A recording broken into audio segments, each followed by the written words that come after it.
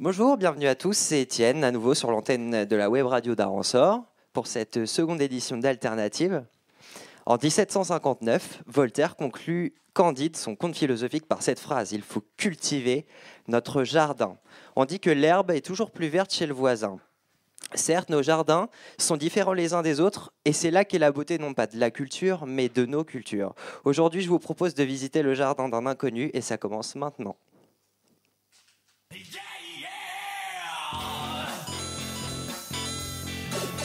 On ne salue pas l'homme, mais le grade. Le rock, c'est un monde à part. À la France, tu es l'âge de ce monde ancien. Entre magistralement une troisième médaille d'or à la France. Vous avez la parole, prenez-la, mon vieux. Mais enfin, c'est le con de la télé. Avouez quand même que le con de la radio, c'est moins voyant. Bienvenue dans Alternative. L'idée de cette émission est très très simple. Comme la dernière fois, face à moi, un invité va échanger avec moi sur ses lectures, ses écoutes musicales, les films qu'il a vus, ce qu'il aime, ce qu'il déteste, bref, ce qu'il est et ce que sa culture est. Bonjour, cher invité. Bonjour. Comme la dernière fois, je ne vais pas te nommer pendant cette petite entrevue que j'estime une petite heure environ. On va parler de choses et d'autres, on va parler comédie et journalisme, on va parler littérature, on va parler musique, on va parler art contemporain, un vaste programme. Pour ne rien cacher aux auditeurs, on a discouru pendant une petite demi-heure pour préparer cet entretien. Tu vas confirmer effectivement Oui, que oui. Tu vas pas me dire l'inverse. Non, mais oui. D'ailleurs, tu n'as pas intérêt à me contredire. Sinon, ça va pas bien partir. On va partir en fanfare. Et j'ai vu que tu as rigolé pendant le générique parce qu'on va commencer l'entretien. On va commencer notre entretien en parlant de la personne qui a conclu le générique. C'est quand même assez fun. Bah oui, Pierre Desproges. Tout à fait. Donc Pierre Desproges, qui est plus un journaliste qu'un comédien, lorsque je t'ai parlé de qui était. oui, parce qu'il est décédé en 86 ou 7, je sais plus. J'ai plus la date en mémoire. Et lorsque je t'ai demandé si tu voulais parler de théâtre ou de comédie, tu m'as parlé de Pierre Desproges, qui est avant tout, même s'il a fait des spectacles, 2 spectacles, je crois, sur scène, il était journaliste avant tout. Oui. Avant de parler de Pierre Desproges, on va s'écouter un petit morceau de son spectacle qu'il a produit en 86 au Théâtre Grève. Avec plaisir à chaque fois. On me dit que des juifs se sont glissés dans la salle. Vous pouvez rester, hein. N'empêche que on ne m'ôtera pas de l'idée que pendant la dernière guerre mondiale, de nombreux juifs ont eu une attitude carrément hostile à l'égard du régime nazi. Il est vrai que les Allemands, de leur côté, ne cachaient pas une certaine antipathie à l'égard des Juifs. Mais enfin, ça n'était pas une raison pour exacerber cette antipathie en arborant une étoile à sa veste pour montrer qu'on n'est pas n'importe qui, qu'on est le peuple élu. Et pourquoi j'irais pointer au Vélodrome d'hiver? Et qu'est-ce que c'est que ces wagons sans banquette? Et j'irai aux douches si je veux. Quelle suffisance! Alors, je te vois rigoler. Bah oui. Et je pense que le choix d'extrait, est-ce qu'il t'évoque des choses, en fait? Parce que moi, j'ai une assez large connaissance de Pierre Desproges. J'ai pas mal de bouquins. Je connais ses chroniques de l'Aine ordinaire. Une chronique qu'il tenait, je crois, quotidiennement sur France Inter au milieu des années 80. Est-ce que cet extrait t'évoque plus de choses ou est-ce que tu as d'autres références de Pierre Desproges en tête? Bah, ce que ça m'évoque, disons, pour moi, ça a été, c'est son sketch le plus contesté, mine de rien. Mais en même temps, c'est celui qui se défend le mieux. Celui qui se défend le mieux. Oui, Pourquoi ça? Parce que c'est une sorte de référence dans l'humour noir, en fait. Oui, dans le cynisme. C'est vrai. C'était une pointure. Et aujourd'hui encore, les gens qui n'ont pas connu l'époque où Pierre Desproges était en forme, entre guillemets, je dirais. Moi, j'ai souvenance d'être allé voir des lectures de textes de Pierre Desproges. Moi, je connaissais déjà le personnage, je connaissais déjà sa patte, et il y avait des ados qui se sont sortis du spectacle scandalisés parce qu'ils ne comprenaient pas. Ils ont dû tomber des nues, oui. C'est vrai que Pierre Desproges, il Il faut le connaître. Il faut connaître le personnage avant d'écouter ou de regarder ou de lire. Sinon, oui, en effet, on risque d'être surpris. Ouais, bien sûr. Ce qui t'attire, c'est ce côté abrasif, en fait, dans son humour. Oui, ce côté surtout élégant dans l'abrasion. C'est vrai, parce qu'il a une écriture, un Ah, talent mais, d'écriture. oui. Enfin, il avait un talent Il d'écriture. avait une vraie plume. Ouais. Ouais.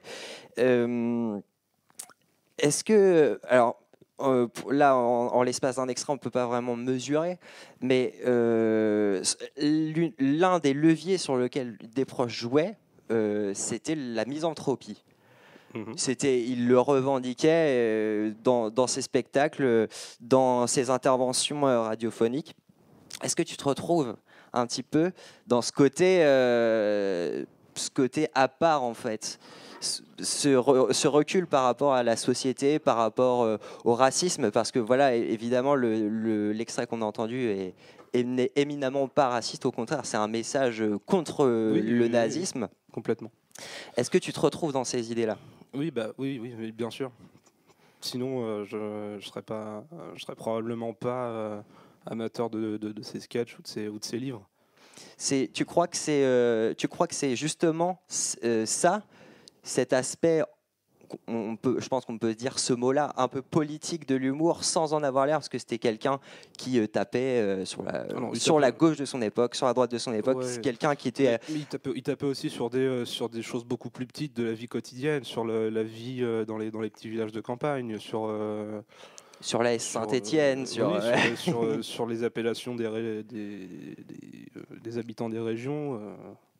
On connaît par exemple ses a priori sur les Limousins. Ouais. Oui, alors qu'il en vient. Voilà, tout à fait. Ce qui est vraiment... voilà, c'est ce recul, en fait, par rapport à ce qu'il vivait, par rapport à la société, qui t'intéresse, en tout cas. Mais ce qui est quand même étonnant, c'est que tu peux me dire ton âge sans problème. Et j'ai 25 ans. Voilà, tu as 25 ans, et quand tu es né, cette personne-là était déjà disparue. Oui. Est-ce que tu ne crois pas qu'il y a une forme d'actualité dans les textes qui ont presque 30 ans? Et je pense que Desproges, il fait partie des personnes qui seront toujours d'actualité. Peu importe ce qu'il a fait ou écrit, même s'il a fait des références à la guerre froide à l'époque, ce qu'ils appelaient la future troisième guerre mondiale, ce sera toujours d'actualité, en fait. Oui, c'est vrai. Et il aborde pas mal de thèmes dans son. Je vois mon camarade Valentin qui me regarde un petit peu bizarrement. Il y a un problème ou... Oui, ok. Ça marche. C'était juste pour me houspiller un petit peu. Là, il est taquin. Il aborde, c'est vrai, pas mal de thèmes qui sont toujours d'actualité, la guerre, le nucléaire. Il parle beaucoup du cancer. Aussi. Grosse ironie, il ignorait qu'il en souffrait et il est mort du cancer, alors que c'est une des choses dont il parlait le plus dans ses sketchs. On se rappellera de cette citation de Desproges, plus fumeur que moi, tu meurs. Oui, voilà. Oui, j'en avais une autre, mais je l'ai sur le bout de la langue et comme je m'en souviens pas, je vais pas te la citer. Est-ce que tu connais ça? Les étrangers sont nuls. Oui. Tu l'as déjà lu? Attends. Les étrangers sont nuls. Non, mais j'en ai des extraits dans un recueil. Alors, en fait, donc c'est un recueil de textes. Chaque texte a pour titre le nom d'un peuple. Mm-hmm. Les Allemands, les Islandais, les Anglais. Il faut que je me le procure. Ouais, et je vais te demander d'en lire un morceau, si ça ne te dérange pas. Donc j'ai choisi les Allemands. Tu vas me lire les 2 premiers paragraphes, s'il te plaît. Donc les Allemands. Les Allemands sont appelés ainsi parce qu'ils aiment le travail et la discipline, comme les Allemands. Il y a 2 sortes d'Allemands. Les Allemands de l'Ouest, qui s'entendent très bien avec les Juifs, et les Allemands de l'Est, qui s'entendent très bien avec les Russes. De toute façon, la loi protège très très bien les Juifs à l'Ouest et très très très très bien les Russes à l'Est. Sexuellement parlant, les Allemands de l'Ouest, qu'on peut subdiviser en 2 catégories, les hommes et les femmes, se reproduisent comme l'homme. Déjà. En revanche, chez les Allemands de l'Est, c'est plus compliqué. Il y a 3 catégories, les hommes, les femmes et les nageuses olympiques. Les nageuses olympiques est-allemandes ne peuvent pas se reproduire. bien qu'elle puisse éprouver une certaine jouissance, notamment en plongeant dans les piscines pleines. Voilà. Donc, pour les auditeurs, donc, le livre s'appelle Les étrangers sont nuls. Donc c'est un racisme tout à fait fin, une espèce de chauvinisme qu'on peut retrouver assez systématiquement dans le travail de Pierre Desproges. Et il a beaucoup de recueils de textes et celui-là est particulièrement drôle à remettre évidemment dans le contexte des années 80. Oui, donc c'était la guerre froide. Tout à fait. Oui, c'est vrai qu'il parle pas mal aussi du communisme. Enfin, il y a beaucoup de termes, il y a beaucoup de thèmes récurrents dans le travail de Desproges. Donc, parler d'un recueil serait un petit peu limiter l'étendue de son œuvre, tant il a fait de choses diverses et variées. Oui, et puis surtout, il faut l'entendre parler. Oui, il faut l'entendre. Oui, alors, autre chose, sans parler de ses écrits, on peut entendre ses interventions radio à France Inter dans les années 85-86 qui s'appellent les Chroniques de la haine ordinaire. On doit pouvoir trouver assez facilement sur Internet. Donc, pareil, des choses à écouter sans modération aucune. L'écriture, donc on vient de se rendre compte que c'était prépondérant dans le travail de ce grand monsieur du journalisme et de l'humour. Il ne faut pas oublier que c'est pour faire rire d'une certaine manière, malgré la misanthropie apparente du personnage. L'écriture. Et lorsque je t'ai parlé d'art contemporain, enfin contemporain ou pas, d'art de manière générale, tu t'as évoqué un tableau de Francis Picabia qui tourne beaucoup autour de la notion d'écriture. Il n'est pas si pictural que ça. C'est vrai. Pourquoi ce choix? Tout simplement, non. Esthétiquement, c'est un tableau qui m'a plu. Et non, dans le concept, j'ai pas de raison précise d'analyse à porter. Voilà. T'as pas de réponse précise? Moi, je vais peut-être pouvoir t'aider parce que cet amour du mot et du verbe. Est-ce que c'est pas ça en fait qui t'attire dans ce tableau? Alors là, on parle d'un tableau. C'est vrai que pour les auditeurs, il serait quand même de bon ton de préciser de quel tableau il s'agit. Il s'agit de L'œil cacodilate, un tableau donc d'un artiste qui s'appelle Francis Picabia. Et ce tableau est exposé de mémoire à Beaubourg. Je crois que je l'ai déjà vu. Et c'est un très très grand tableau. Et c'est un tableau qui fait partie d'un mouvement artistique, intellectuel et littéraire qui s'appelle le Dada. Alors, est-ce que tu as déjà entendu parler du Dada? J'en ai entendu parler. Ouais, et donc en off, tout à l'heure, on en a discuté, et tu en as déjà entendu parler, mais tu ne saurais pas expliquer dans les grandes lignes. Donc moi je vais apporter une petite définition qui va me permettre de poursuivre notre propos. Donc, le Dada est un mouvement intellectuel, littéraire et artistique qui est né pendant la Première Guerre mondiale. Déjà, c'est quelque chose d'important, je pense, et qui se caractérise par une remise en cause radicale de toute convention idéologique, esthétique et politique. Donc, alors, les auditeurs, moi, ce que je vous conseille de faire, c'est d'ouvrir un onglet sur votre navigateur et de taper l'œil, donc l'œil comme l'organe oculaire, cacodilate, C-A-C-O-D-Y-A-L-A-T-E, pour que vous vous rendiez compte de ce que c'est le tableau.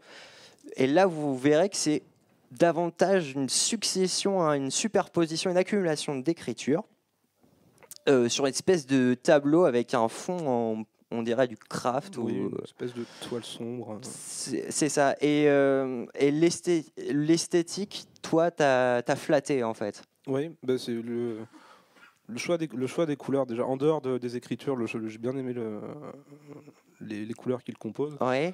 Le style de trait de l'œil qu'on voit dessus aussi. Oui, parce que c'est un des rares éléments dessinés, picturaux. Voilà, et c'est vraiment la partie qui ressort du tableau. Quand les yeux se posent dessus, on tombe vraiment directement là-dessus. Est-ce que tu peux t'approcher et lire de manière un petit peu éclatée ce qui est lisible en fait sur le tableau? Tu prends par exemple des petits bouts de texte. D'accord. Donc là, on voit Picabia, te souviens-tu de Faramous? Faramous. Faramous. Faramous, alors ça s'écrit J'ai un petit problème d'élocution. Pharamous. Faramous. Voilà, donc ça devait être une référence personnelle. Je pense que c'est des amis sans doute du peintre qu'on écrit sur son tableau. Quoi d'autre? Soleil russe. Soleil russe. Renata Borgatti. Ouais. Je m'appelle Dada depuis 1892. Donc la référence au dadaïsme. Tout à fait. Mon œil. Une certaine liberté au niveau de l'expression, oui. l'emploi des mots, du vocabulaire. Est-ce que ça te parle pas, ça? La liberté d'écriture, la liberté même tout court. Bah oui, forcément. Après, bon, c'est là ce qui est intéressant dans ce tableau, comment dire, c'est ce côté participatif en fait. C'est ça. Oui, c'est vrai, j'y avais pas pensé, mais effectivement, donc lorsqu'on voit le tableau, on se rend compte que les écritures sont différentes. On se doute, comme tu disais, il y a peut-être des références, des espèces de blagues privées que les artistes se sont fait entre eux. Donc on imagine que plusieurs artistes sont arrivés, ou peut-être même pas forcément des artistes, sont arrivés et ont écrit chacun leur petite bafouille pour le peintre, pour créer une œuvre participative, le côté social de l'art. Alors, on a parlé du mot Faramous, moi j'ai distingué 3 mots qui sont appris, enfin moi que je ne connais pas, qui existent peut-être. Déjà le mot évident, puisqu'il fait partie du titre de l'œuvre, cacodylate. Oui. Le mot Faramous, dont on a parlé tout à l'heure, et il y a également la couronne de mélancolie. Donc les mots en soi, là je te le montre sur le tableau, couronne de mélancolie. Est-ce que tu crois que comme ça tu pourras inventer une définition à ces mots, comme ça, ce qui te vient? Faramous. On va commencer par Faramous, ouais. Alors, ce qui est marrant, c'est que Faramous, ça pourrait être un verbe, ça pourrait être un nom. Un verbe? Ouais, du verbe faramousser. Pourquoi pas? Ouais, mais te souviens-tu de... non. Oui, tel qu'il est présenté, c'est un nom. Conjugué, donc. Ouais, pour moi, ça pourrait être un surnom d'un de leurs amis. Je sais pas, qui a pu disparaître. Ça pourrait être un lieu dans lequel ils se retrouvaient et qu'ils ont renommé. Ça pourrait être le nom d'un chat aussi. Ça pourrait être le nom d'un chat. Ça pourrait être l'œil cacodylate. Cacodylate, qu'est-ce que ça peut bien vouloir dire? Cacodylate. Dilate. Alors, ce qui est marrant, c'est qu'on distingue le suffixe du mot dilate, mais il est écrit avec un Y. Alors, du coup. Ouais, et même le préfixe caco. Ouais. Ça fait penser à une espèce de cacophonie de mots. Une espèce d'explosion verbale, en fait. C'est une espèce de foutoir, oui, une foutoir de lettres ou de mots. Il y en a vraiment partout, de toutes les couleurs. Non, enfin surtout du noir et du vert, mais. C'est vrai. Et la dernière question, c'est donc un peu en haut à droite, je saurais difficilement le situer. Donc il y a une photo et 3 mots l'entourent. Couronne de mélancolie. À quoi ça peut bien servir, ça, une couronne de mélancolie? Une couronne de mélancolie. On ne sait pas trop ce que ça peut évoquer, d'autant que la photo montre rien, si ce n'est un espèce de portrait qui est barré, en fait, ouais. Qui est à moitié disparu. La couronne de mélancolie. C'est le problème de ce tableau, de ces mots, c'est que on peut imaginer vraiment un peu ce qu'on veut. Ils ont pris une liberté. Le mot a certainement un sens, mais on n'a pas la clé, alors du coup on peut imaginer ce qu'on veut, on s'en fout. La liberté, l'interprétation. Ouais. Après, je ne sais pas si les mots qui entourent cette photo sont vraiment liés à la photo. Peut-être que c'est l'artiste qui a placé cette photo ici, et que quelqu'un a simplement écrit autour. Oui, peut-être que c'est la photo, le fait, cette disparition du visage qui a évoqué la mélancolie, la couronne. Je sais pas. En tout cas, c'est vrai que c'est une œuvre qui est pleine de mystères. Le dada plus globalement c'est des expressions déjà très différentes. Je sais pas si j'ai un livre, si tu veux y jeter un œil rapide sur le dada. Alors, il y a Marcel Duchamp, qui est un artiste très connu pour ses sculptures, en particulier un pot de chambre qu'il a dessiné, sur lequel il a inscrit des choses. Il y a je crois, j'ai peur de dire une bêtise, donc je vais me taire. Il y a Duchamp, il y a Man Ray aussi qui a fait un travail photographique assez conséquent, avec une photo de dos, ça va peut-être te parler ça. Une photo de dos d'une femme avec un turban qui s'appelle le violon d'Ingres. Est-ce que tu as un numéro de page? Je suis pas sûr qu'il apparaisse dans ce recueil, mais le violon d'Ingres, c'est une photo d'une femme avec un turban de dos et elle a deux ouïes de violon dessinés sur le dos. Je sais pas si ça t'évoque quelque chose. Non, ça me dit rien. Voilà. Le dada, comme c'est un mouvement plus qu'un style, ça regroupe de la sculpture, de la peinture, beaucoup de choses, de la photographie, des choses relativement différentes et esthétiquement variées. Toujours les mots. On va parler du livre qu'on a évoqué lorsqu'on a discuté, Le Loup des Steppes. Alors, est-ce que tu peux nous parler un petit peu de ce livre ? Le Loup des Steppes, ça a été écrit par Hermann Hesse, donc c'est un auteur allemand. Ça date des années 20, 30. J'ai pas la date en tête. Et, c'est une espèce de roman, on pourrait dire un roman initiatique quelque part. D'après ce que j'ai vu, alors moi je l'ai pas lu, mais d'après ce que j'ai vu, c'est ce qui m'a été renvoyé. Une espèce de roman initiatique, de conte initiatique. C'est ça. Donc ça raconte l'histoire. On présume que c'est l'histoire de l'auteur quelque part, parce qu'on sent ce côté très très très personnel dans l'écriture. On sent qu'il s'est vraiment beaucoup impliqué dans le récit du personnage principal. Donc ça raconte l'histoire d'un homme qui cultive un goût pour la culture justement. Pour les beaux-arts, la belle musique, et qui vit très très mal son époque. Quelle époque ? Son époque... alors le récit se passe pas dans les années 20. Je crois que ça doit se passer... je sais pas, je dirais peut-être dans les années... ça doit se passer au 19e, je pense. D'accord. Dans le roman. 19e ou début 20e, ouais. Et donc cet homme-là vit très très mal son époque parce qu'il a l'impression d'être cerné par une espèce de décadence. Il voit qu'on invente de nouveaux styles de musique, de nouvelles formes d'art qu'il trouve complètement laides.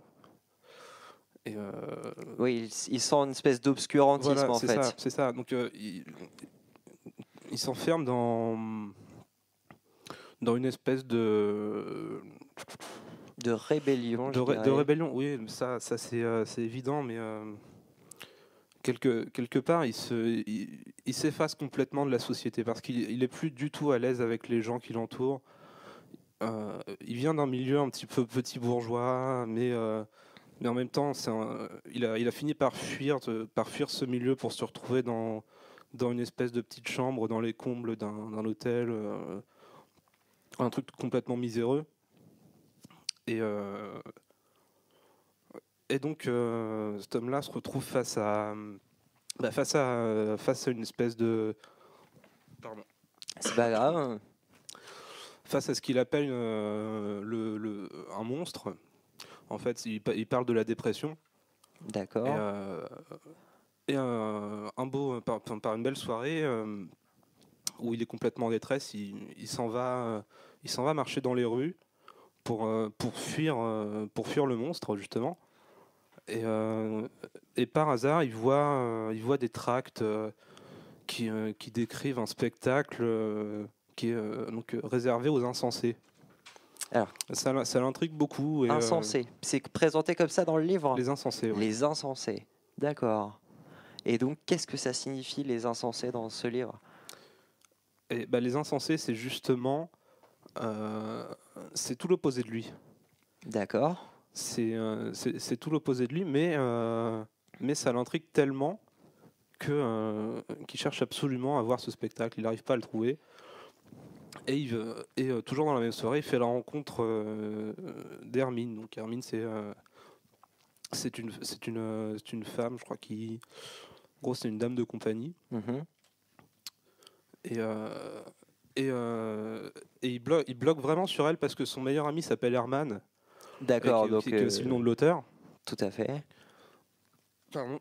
C'est pas grave. Par la similitude voilà, de leurs prénoms, déjà. Mais de toute façon, l'auteur présente la chose comme... pour lui, c'est vraiment pas une coïncidence. C'est quelqu'un que le destin a placé là. D'accord, il y a une forme d'écriture. Pour lui venir en aide quelque part. D'accord. Parce que cette femme comprend tout de suite sa détresse et le reprend en main, un peu comme l'aurait fait une mère. Et donc, c'est cette femme-là qui va le guider sur les pas de l'ouverture, en fait. D'accord. C'est elle qui va l'aider à s'ouvrir aux autres, à trouver la joie là où il n'y en a pas et tout simplement à vivre. Est-ce que tu pourrais expliquer rapidement le titre, Le loup des steppes, par rapport à cette histoire? Ouais. Oui, l'image du loup, c'est l'image qu'on lui connaît Non, c'est l'image générale qu'on connaît du loup. Oui, c'est l'espèce de loup solitaire qui est agressif envers tous les étrangers, tous les inconnus. Une espèce de recherche de la liberté, peut-être. Voilà. Et quelque part, une espèce de sauvagerie à apprivoiser, comment dire, c'est pas évident. Est-ce que tu, sans forcément le dire, mais est-ce que tu ressens un parallèle par rapport à toi, ce que tu ressens par rapport au monde qui t'entoure? Ce recul, ce désabus par rapport à ce que la culture, ce qu'on te propose aujourd'hui culturellement. En tout cas, à l'époque où j'ai découvert ce livre-là, oui, je le ressentais. Je le ressens toujours, mais dans une moindre mesure. Parce que justement, personnellement, ça m'a aidé de lire ce livre. Non, aujourd'hui,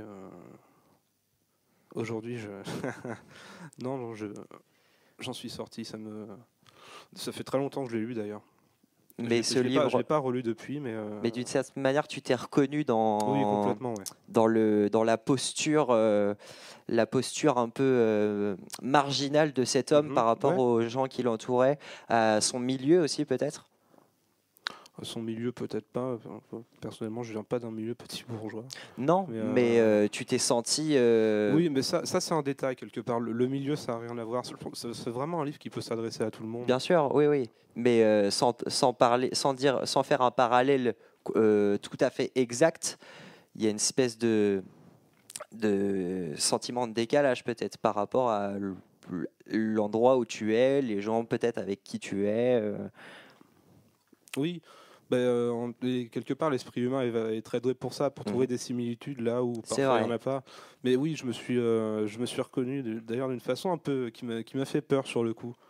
Je me suis reconnu dans ce bouquin. D'accord. On va s'écouter un petit peu de son, histoire de souffler un petit sûr. peu. Donc on va passer l'extrait que tu m'as suggéré. Il s'agit de Graveyard, le groupe. Alors, est-ce que tu peux très rapidement m'expliquer le choix de ce morceau, Endless Night? Le choix de ce morceau, j'aurais pu prendre beaucoup d'autres morceaux de ce groupe, donc de Graveyard. J'ai choisi celui-là avant tout parce qu'il était au format radio, en fait. Ouais. Et parce que c'est une chanson super cool. Ok, cool. Super, merci pour ce choix. Moi, j'ai écouté le son, effectivement, ça déboîte. Donc, je vous laisse, chers auditeurs, avec le son Graveyard. On se retrouve dans un peu moins de 3 minutes, je crois, de mémoire. Endless Night.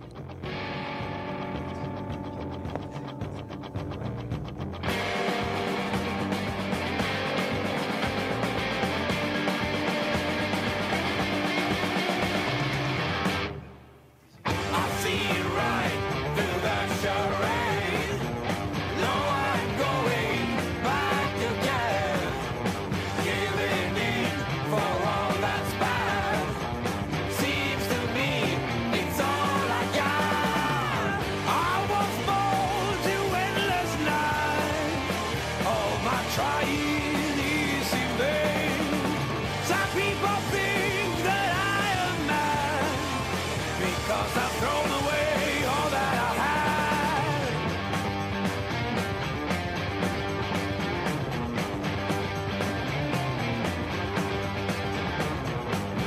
dog food, no one left. So many tries has gone to hell. I was born to endless night. All my trying is in vain. Some people think that I am mad because I've thrown away all that I had.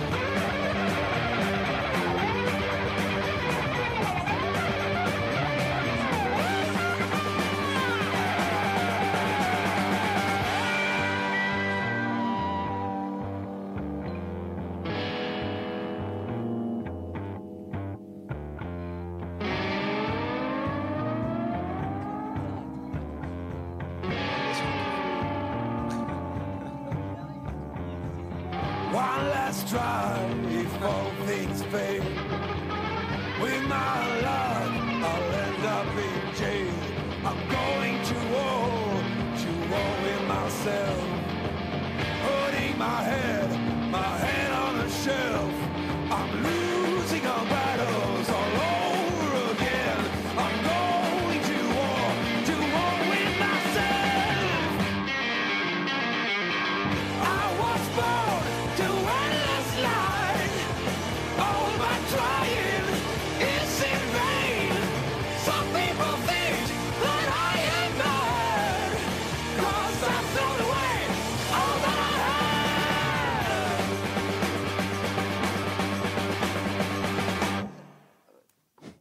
Bah écoute, j'étais surpris par la fin. Endless Night de Graveyard. Suite à notre loup des steppes, on va parler d'un autre grand espace qui est manifestement t'attire. On va parler de ton envie voyage. Je t'ai posé la question d'un voyage que tu as fait ou que tu aimerais faire, tu m'as parlé d'un voyage que tu aimerais faire sans plus de précision. Tu m'as parlé de quoi bah tu parles. Pardon, C'est pas grave. J'ai parlé d'un désert, peu importe lequel.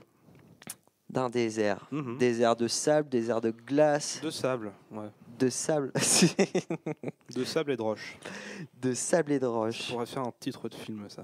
De sable et de roche. Ouais. Le rouillé d'os. Enfin, il y en a pas mal de titres un peu comme ça, mais un désert. Ouais. Qu'est-ce qui t'attirerait dans le désert? C'est avant tout le contact des gens. C'est ça, ouais. Bah ouais, d'une certaine Non, mais manière, oui, ouais. quelque part, c'est ça. C'est, Cette mise à l'écart. C'est voilà, c'est dans mon esprit, c'est se perdre pour se retrouver, pour se redécouvrir un petit peu soi-même. C'est ça, se mettre face à un vide en fait. Mhm. Et, alors c'est assez marrant parce que cette espèce d'attraction, en fait, elle m'est arrivée un jour après un rêve. Ouais. J'ai fait un rêve assez, qui m'a semblé vachement réel. Et donc dans ce rêve-là, j'étais dos à un champ. C'était un champ de maïs, il me semble, et face à un désert. Et en gros, je pouvais choisir ma direction. D'accord. Et donc j'étais parti marcher dans le désert. Mais j'ai gardé un souvenir tellement précis et tellement vif de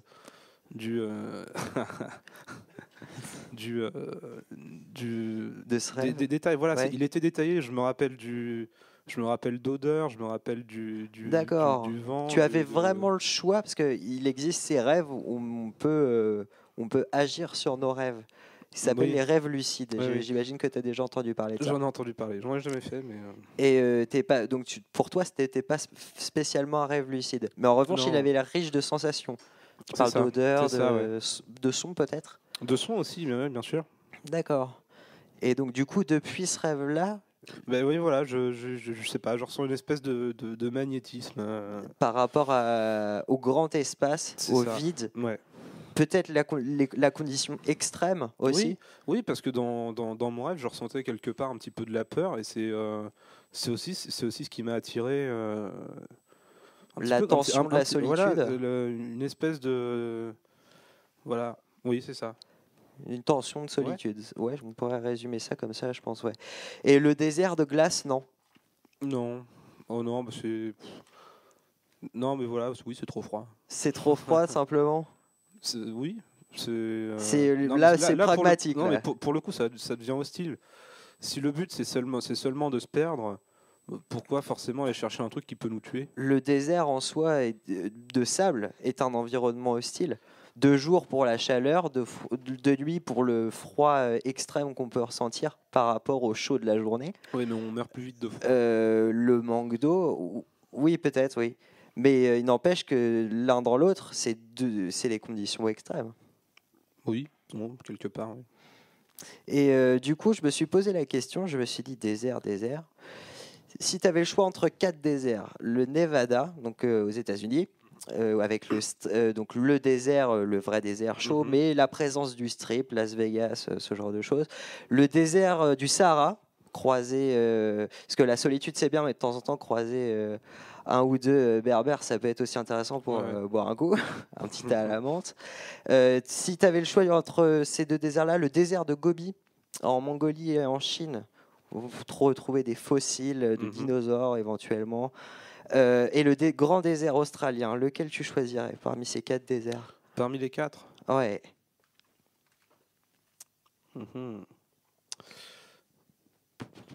Choix compliqué. Probablement le désert australien.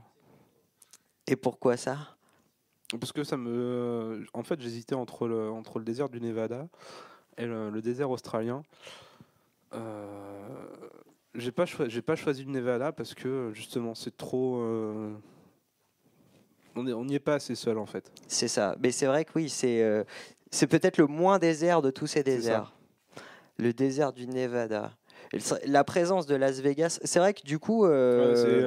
T'as cité pile poil la ville qui m'a. Qui peut donner. Oui, je peux. D'après voilà, je vais reprendre parce que j'ai dit gros problème d'expression.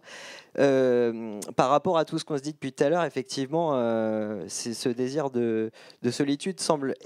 Enfin, peut-être pas ce désir, mais peut-être ce besoin de solitude, c'est le désert du Nevada qui te l'apportera le moins, les routes, le strip, ce genre de choses. Tu as vu la photo donc, que j'ai affichée au début de ce discours qu'on tient sur le désert, prise à un moment du jour particulier. Au coucher du soleil, ouais. Le crépuscule. Ça m'offre une transition toute bravo, faite bravo, pour parler jeux vidéo.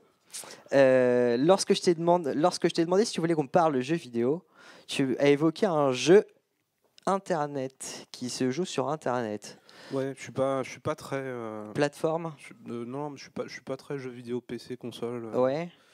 Non, en l'occurrence Crépuscule, donc c'était je joue plus aujourd'hui, hein, c'est un jeu qui a coulé. Ouais. Mais c'était un jeu de rôle en fait. D'accord. Qui se passait donc avec une partie plateau damier entre guillemets et un forum. Et moi c'était surtout pour la partie forum que le côté participatif. C'est exactement ça, le côté participatif et surtout pour l'écriture. Déjà pour écrire et pour lire. Alors l'écriture, est-ce que tu peux nous expliquer? Alors moi je me suis un petit peu intéressé au jeu, mais je sais à peu près comment ça fonctionne, je connais un petit peu l'esprit.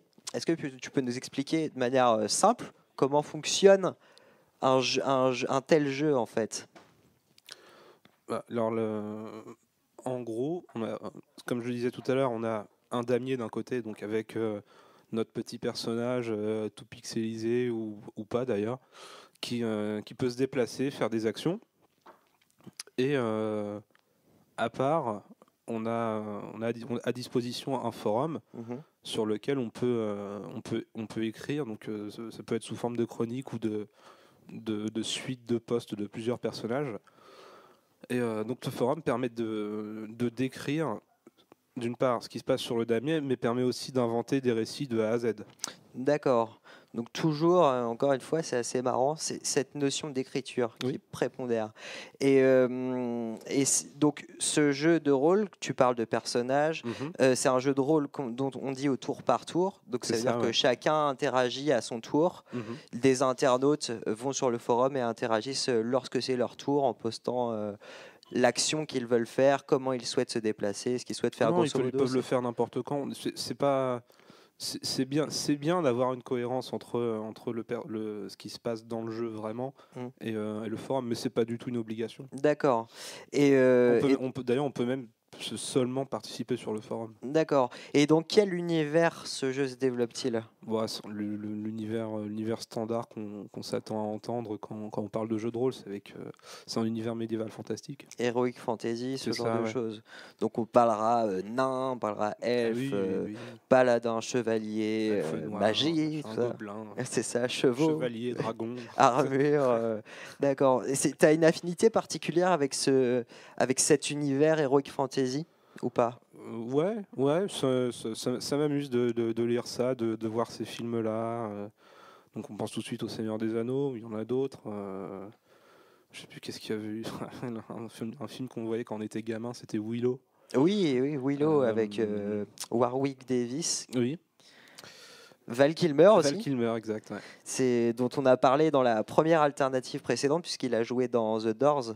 Et Oui, que la personne qui t'a précédé a parlé des Doors dans son intervention. Et du coup, on a Val Kilmer, peut-être notre fil rouge d'alternative. Donc, Crépuscule, est-ce que ce jeu est toujours d'actualité? Est-ce qu'on peut toujours jouer à Crépuscule? Non. Tu crois pas? Non, l'équipe d'animation, les administrateurs, tout le monde a déserté en fait. Donc le site internet est toujours là, mais il n'y a plus rien qui se passe. Il n'y a plus d'interaction. Voilà, c'est ça. Tu sais s'il y a toujours des joueurs qui s'aventurent des fois pour voir? Oui, bien Prendre sûr, la température. Il y en a sans doute. D'accord. Donc Crépuscule, on va enchaîner sur un univers que tu connais bien, je crois. Très bien. On va parler musique. Oui. Je vais me tourner vers mon collègue Valentin qui se précipite vers la console pour passer l'extrait dont on va discuter. Cool. Parti.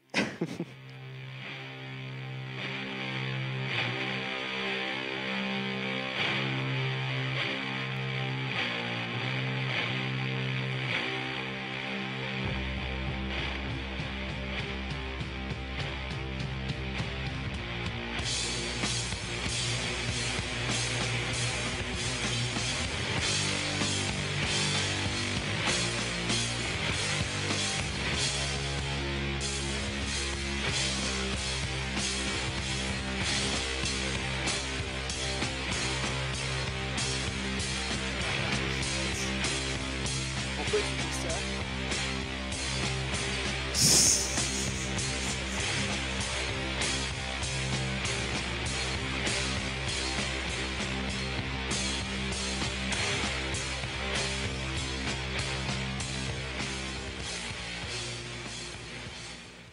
Sleep, un groupe que je ne connaissais pas avant qu'on en discute. Ah, bah pourtant, Ouais. j'ai bien dû t'en parler une bonne dizaine Ah de oui, fois. peut-être, ouais, mais. J'ai saoulé tellement de gens avec ça. Bah écoute, moi pour le coup, j'en suis pas tout à fait sûr, mais j'ai fait une bonne découverte. Ah ouais. Ouais. Donc, on vient d'écouter un extrait, Mhm. alors extrait d'un opus au sens C'est ça, strict c'est du exactement terme. ça, ouais.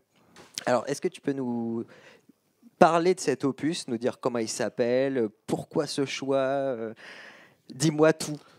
Dis-moi Ok, tout. bon. Alors pour tout dire, c'est un album, une chanson-album, parce que c'est une chanson qui dure 52 minutes, si je me souviens bien. Oui, c'est ça, 53. Qui est décomposé en plusieurs parties, mais qui tourne toujours autour du thème qu'on a entendu juste avant. Donc ça s'appelle Jérusalem. La cet ville album. sainte, La ville sainte, exactement. dans le désert. Aussi. Ouais. C'est... J'ai pas choisi ce désert-là parce que non, il y a trop de. Non. En ce moment, Trop- c'est un trop petit de- peu, non, c'est ça, un petit peu puis- compliqué, Ouais, puis effectivement. non, le côté religieux, c'est pas. C'est marrant. C'est à pas écouter, quelque chose quoi, qui mais, t'attire, hein. Non, non. Enfin bref. Et pourquoi j'aime bien? Parce que c'est donc déjà avant tout pour le son. C'est des grosses guitares, des grosses basses, une batterie super lourde, mais en même temps qui est assez rythmée pour servir de fil conducteur. C'est vraiment la batterie qui conduit cette chanson. Est-ce que tu Ça, c'est pourrais intéressant. nommer cette esthétique, l'esthétique de ce morceau? Non, j'y arrive pas. L'esthétique de ce morceau, c'est-à-dire l'étiquette. musicale. L'étiquette stylistique, ouais, c'est ça. Ouais, bon, l'étiquette qu'on colle en général, c'est stoner / doom / on voit ce que c'est. Tout à fait. Stoner parce que c'est dans le style grosse guitare vraiment très très sale, très très distordue, et en même temps pas propre. Et puis aussi Ça n'est pas propre à la fois. Ça n'est pas propre, ouais. Je pense Mais que- non, mais tu sais qu'il y a des sons qui peuvent être sales mais propres. Ouais, bien sûr, ouais. Tout est dans la production. Ah, Après, il y a une exactement, question de production, exactement, ouais, on voilà. est d'accord, oui. Non, c'est juste que c'est assez marrant de Oui, distinguer oui. sale et pas propre. Oui, non, mais là en l'occurrence c'était de la mauvaise foi parce que je me suis répété. Mais ouais, voilà, ouais, il me semblait bien. J'espère que les auditeurs ont tilté aussi. que c'est pas moi qui. Voilà, bref. Et donc, sale et pas propre. Voilà. Et moi, il y a une autre chose qui m'intéresse beaucoup dans cette chanson et qui fait que je peux l'écouter en boucle parfois pendant une journée entière. Elle va devenir un fond sonore au bout d'un moment. Et le truc, c'est surtout la structure du morceau et la structure de leur plan. J'ai jamais réussi à la décomposer. Alors, leur plan, par plan, tu entends en phrase musicale. Oui, on des va phrases dire. musicales, oui. C'est ça. Oui, c'est le jargon, on va dire. Tout à fait. Ouais, voilà, j'ai jamais réussi à décomposer leur plan. Et c'est pas faute d'avoir essayé. D'avoir trouvé une logique de Voilà, construction. j'ai jamais réussi à trouver une logique à part ce côté où en fait l'énergie est tout le temps en train de monter. D'accord. Pendant 52 minutes, l'énergie est en train de monter. Elle retombe par moment, mais pour repartir encore plus fort derrière. Et toujours autour de la même phrase. C'est quoi? C'est 2-3 notes différentes. 2-3 notes, c'est une phrase qui dure peut-être 6 secondes. C'est ça. Et puis, elle est bon, répétée pendant un peu moins d'une heure. C'est ça. Et forcément, ce tempo lent qui nous entraîne quand même. C'est la batterie est goupillée comme ça, en fait. C'est qu'on a la guitare qui donne des appuis vraiment très très lents. Et en même temps, la batterie qui joue sur un tempo qui double les notes, en fait. Le stoner, pour toi, c'est quelque chose d'important, très Ouais, important. oui, c'est mon style de musique préféré. C'est ton style de musique préféré. Qu'est-ce qu'il y a eu pour toi? Parce que là, aujourd'hui, on parle de stoner, mais avant d'écouter du stoner, tu as dû écouter d'autres choses. Ouais. Construit cet amour du stoner. Mhm. Il y a eu des précédents. Non, ça a été une espèce de révélation.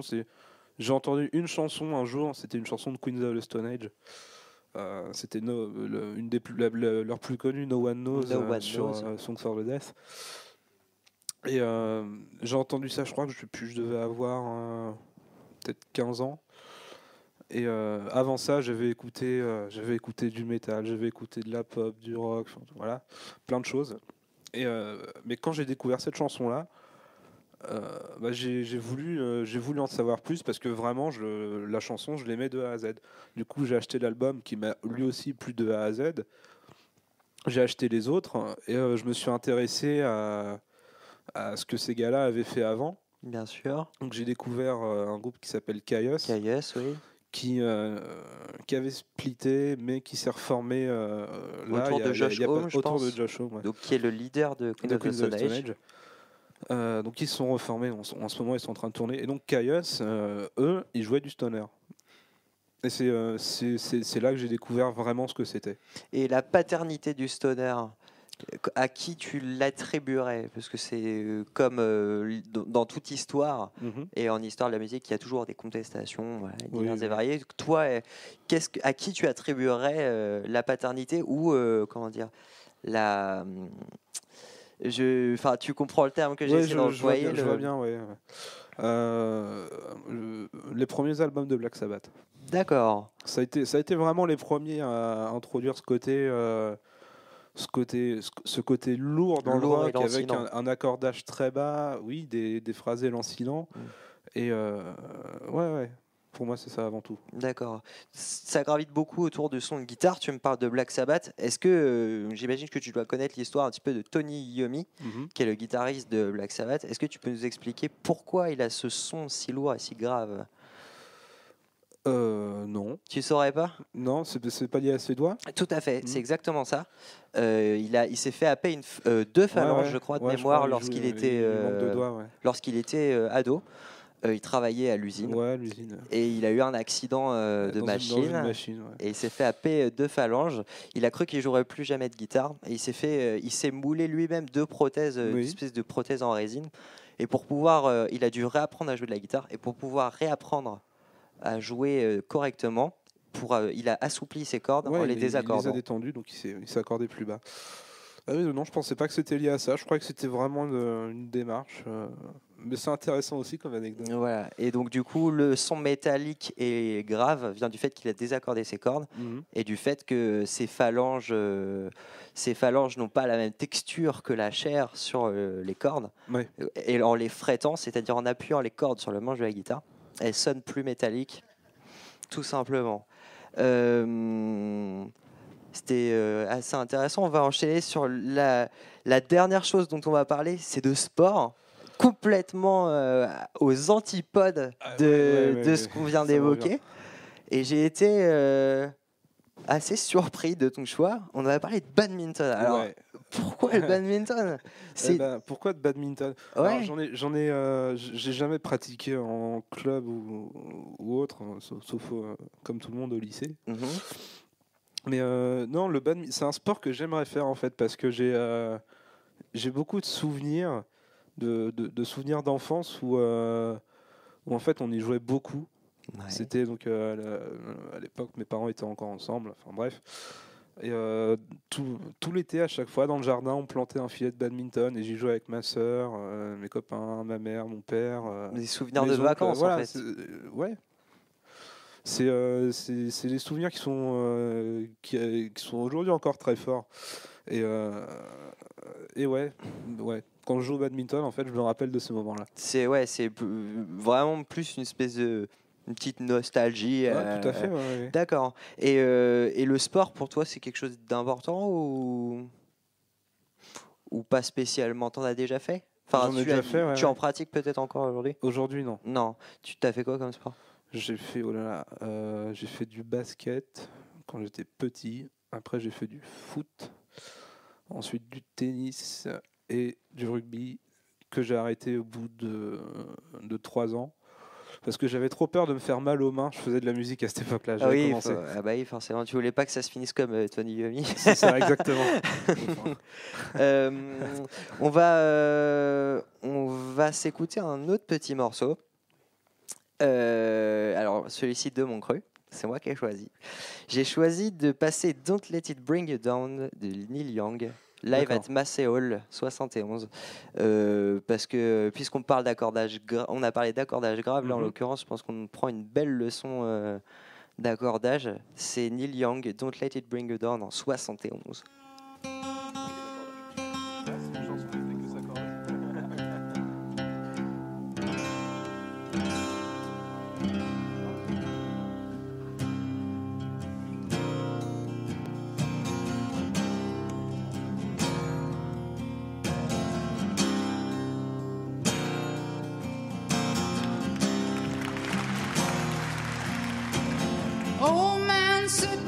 Side of the road with the lorries rolling by, blue moon sinking from the weight of the load and the buildings scrape the sky, cold wind ripping down the alley at dawn and the morning paper flies, dead man lying by the side of the road with the daylight in his eyes. Don't let it bring you down, it's only castles burning. Find someone who's turning, and you will come around.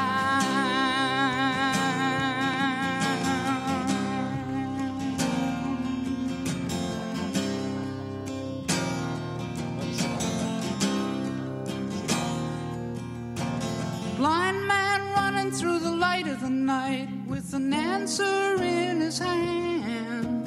Come on down to the river of sight and you can really understand. Red lights flashing through the window in the rain. Can you hear the sirens moan? White cane lying in a gutter in the lane. If you're walking home alone, don't let it bring you down. It's only castles burning. Find someone who's turning,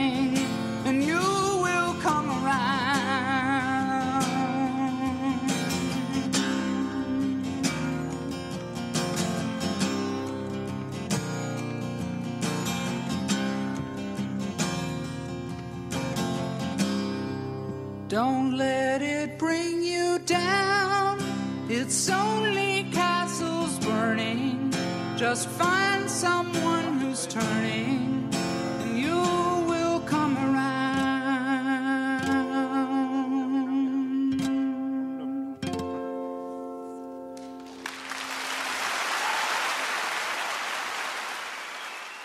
Je m'appelle Quentin Ries, j'ai 25 ans, je suis technicien de maintenance et je suis une alternative.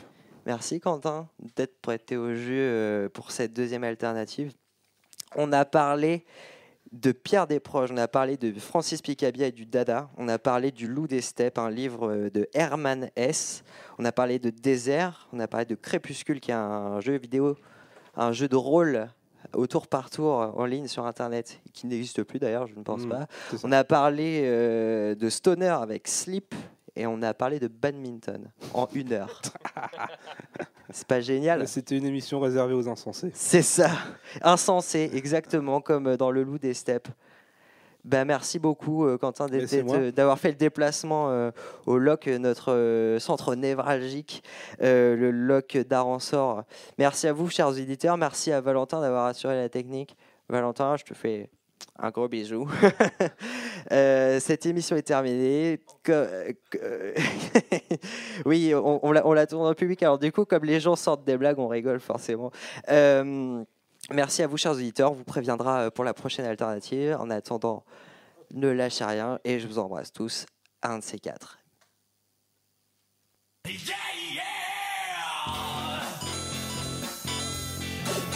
On ne salue pas l'homme mais le grade. Le rock, c'est un monde à part. À la France, tu es là de ce monde entier. Yannick Gabriel entre magistralement une 3e médaille d'or à la France. Vous avez la parole, prenez-la mon vieux. Mais enfin, c'est le con de la télé. Avouez quand même que le con de la radio, c'est moins voyant.